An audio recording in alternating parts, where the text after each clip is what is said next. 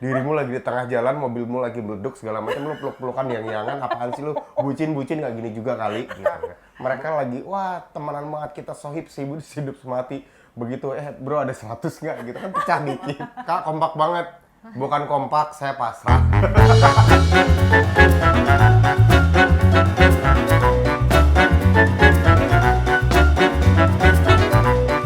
Assalamualaikum warahmatullahi wabarakatuh.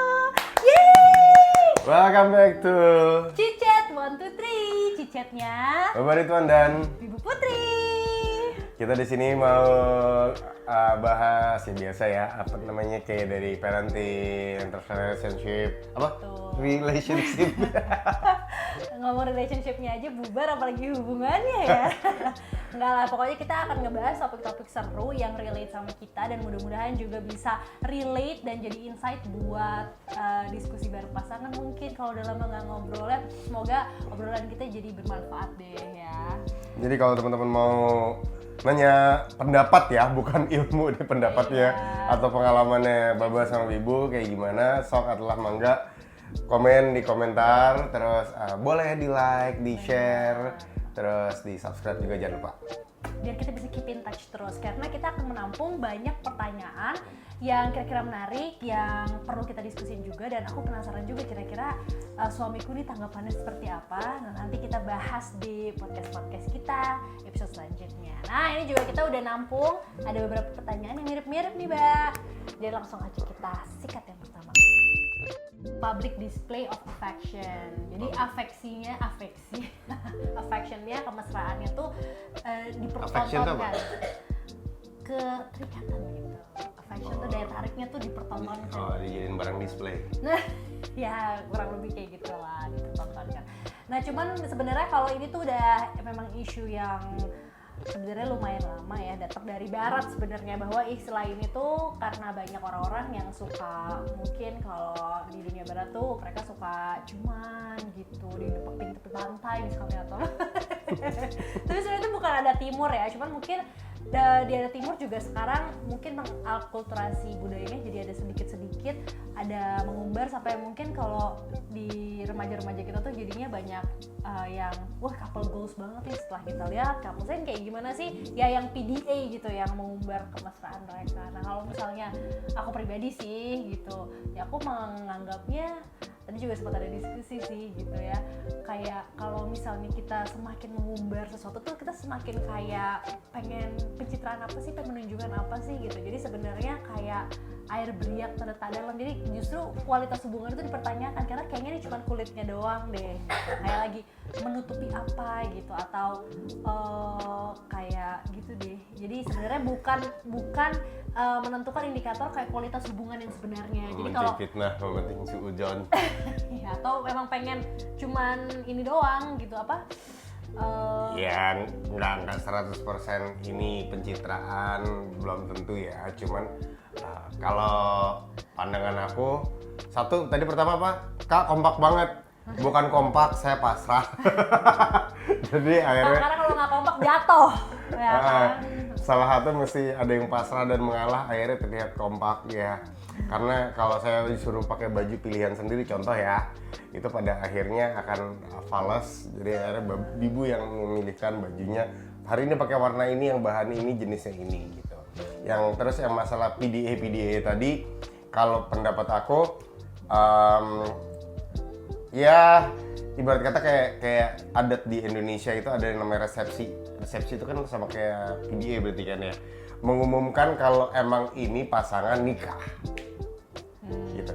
PDA itu kan goal saya mungkin adalah menunjukkan ya kita baik-baik aja loh, kita ini ada yang pasangan yang suka banget gitu menunjukkan kita romantis, kita apa namanya bahasanya, bucin, lovey-dovey gitu. Lovey-dovey, oke.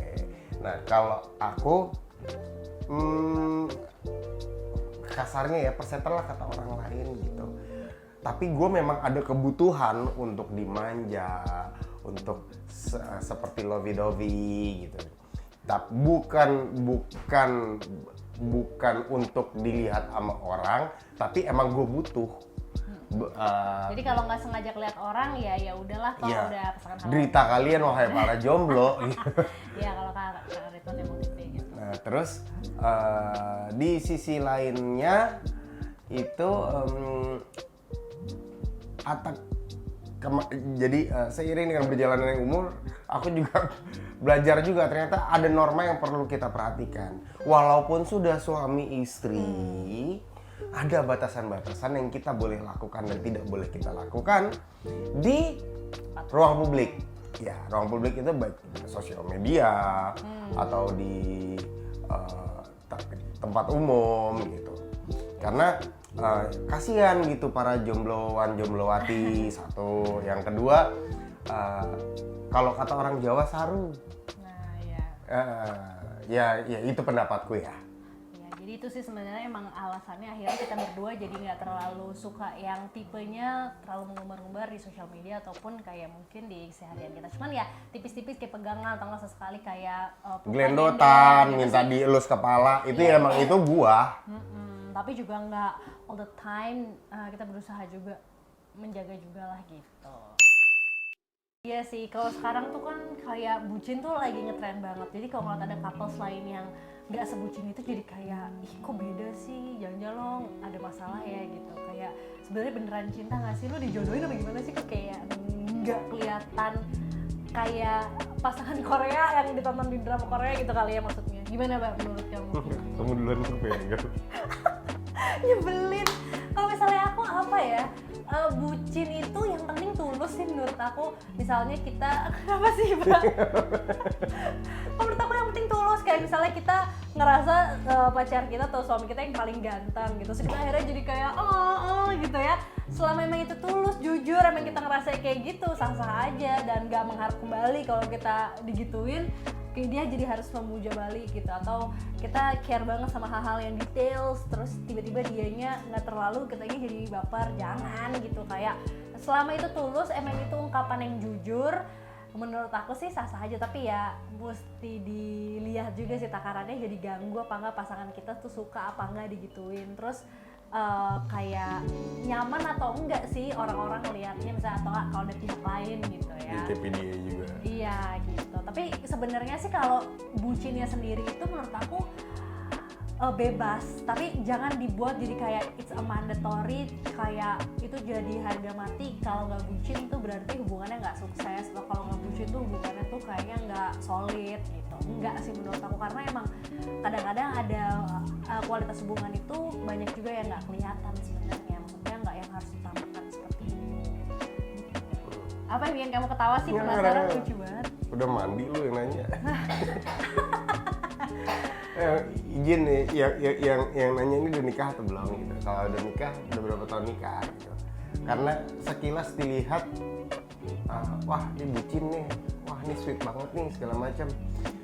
Ya, dalam pernikahan itu ada fasenya. Fase yang bucin, terus yang timbullah ada gelombang pertama, ada gelombang kedua, gelombang ketiga. Nah itu Bukan berarti bucinnya hilang ya, tetap kita tuh ya namanya budak cinta tuh ya, ketika dalam pernikahan itu bukan cuma sekedar budak cinta, tuh salah satu sektor salah satu penopang lah. Jadi di dalam pernikahan tuh ada cinta, tapi cinta ini ada pasangnya, ada surutnya. Nah ada yang lainnya nih, ada masalah gitu. Ketika lo lagi menghadapi masalah dalam keadaan serius segala macam, mungkin juga ada beberapa karakter pasangan yang tetap bucin-bucinan gila nih kok bahasa aku ya. Hei, dirimu lagi di tengah jalan, mobilmu lagi beleduk segala macam, lo peluk-pelukan yang-yangan, apaan sih lo? Bucin-bucin nggak gini juga kali gitu kan. Mbok ganti ban, atau mbok nyari ojek online gitu kan. Ada, tapi ada, aku tahu, ada gitu loh. Makanya udah berapa tahun nikah, coba tolong kalau memang sebucin itu, tolong tulis tolong di itu komentar gitu. Ini kira-kira pengalaman bucin lo yang terenggilani, bahasa aku ngucap lo kan. Terenggilani itu apa gitu. Nah, kalau gua jujur, gua ketika lagi keras ya keras gitu. Tapi ya nggak akan lama, karena di dalam fase, di dalam pernikahan ada naik, ada turun, ada masalah, ada yang penting sama dia doang ya. bukan sama yang lain-lainnya gitu. Kalau contoh tadi yang berantem tuh aku bukan bucin. Aku, wow, lo hebat, lo atlet. Yuk, selamat berjuang. Ya that's it lo sayang. Dimasukin sih. Nggak apa-apa. Jadi Maaf itu dalam sebuah pertemanan pun juga ada yang seperti itu gitu kan. Mereka lagi wah temenan banget kita sohib hidup semati, begitu bro ada 100 nggak gitu kan pecah dikit. Iya. Standar, nggak ada masalah. Ya Jadi, nggak bucin usah terlalu penting. khawatir, nggak terlalu dipaksakan lah intinya. Bucin aturan. penting, ketika nggak bucin amat jangan pesimis.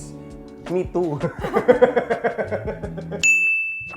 Kalau misalnya menurut aku kalau misalnya di pernikahan ya, kita tuh butuh ada yang menyalakan kobaran api asmara. Cie. Dan kau lilin Iya serius. kecil. Kalau nggak suaminya, ya istrinya gitu. Atau kalau misalnya emang ternyata flames itu masih ada di dua-duanya, bagus banget, jangan dong.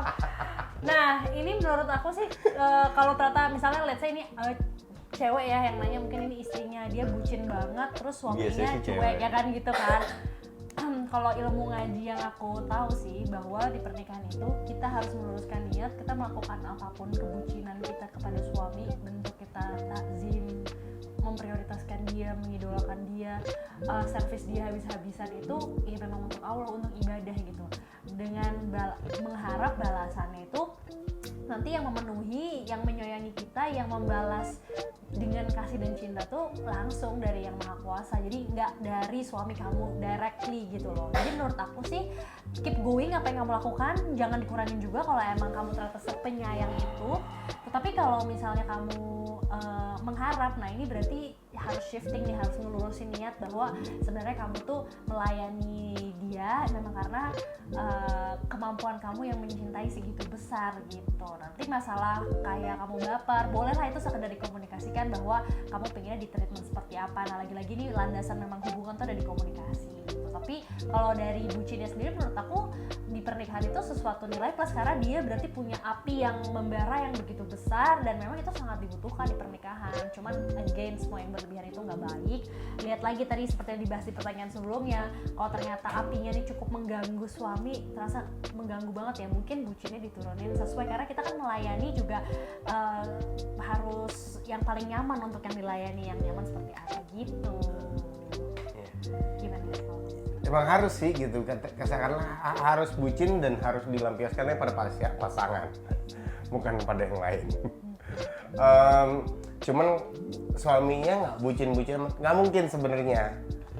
Mungkin beda love language itu. Jadi kamu love language-nya adalah kayak dia nih, Bibu tuh afirmasi banget gitu. Gue dipuji-puji gimana kagak bakalan terbang gitu. Menurut dia gue kagak bucin. Menurut dia bucin banget gitu dengan afirmasi, sedangkan gue bukan orang tipikal afirmasi gitu kan. Nah beda love language itu. Yang nama pasangan kalau memang saling mencintai pasti sama-sama bucin, hanya beda love language. Itu perlu dikomunikasikan kalau beda love language dan kadarnya menurut kamu aku bucin banget, suami aku enggak. Dia, tolonglah kasihlah aku, makasih kayak apa kayak apalah gitu. Bu tolonglah aku, kalau aku ya, Bu tolonglah aku itu dibikinin sarapan, aku itu dipijitin gitu. Nah ya yang gitu-gitu bener kata Bibu, komunikasi ya udah itu aja. Jangan dikurangin, jangan ditambahin, takutnya tambah enak. Sementara dikomunikasiin dulu, itu aja. Pokoknya sih seputar kebucinan ini kita coba refleksi diri sendiri, karena yang paling tahu diri sendiri, identitas kita seperti apa, nyamannya pasangan juga seperti apa. Mudah-mudahan selama itu terasa nyaman di hati, nyaman juga buat orang-orang, misalnya kalau pengen post di sosial media atau memang di publik secara umum, gitu nggak sih? Oke. Oke, thank you so much ya for watching teman-teman semuanya. Kita masih tunggu banget segala pertanyaan yang mungkin relate sama topik-topik kita. Yang lagi tadi dibahas juga kalau emang lu punya pendapat lain, sok silakan mangga. Yes, siapa tahu bisa kita bahas ada part 2-nya, kita bahas lebih detail lagi dari angle yang kalian mau. Pokoknya pastiin kalian subscribe, terus likes, dan pasti bagiin video ini. Dan semoga ini bisa selalu jadi nemenin weekend kamu ya. Dan pasti kamu tontonin semuanya di episode-episode yang lalu juga. Alright? Oke, kalau gitu Bibu dan Baba pamit. Sampai ketemu lagi di Cicat 1, 2, 3. Wassalamualaikum warahmatullahi wabarakatuh.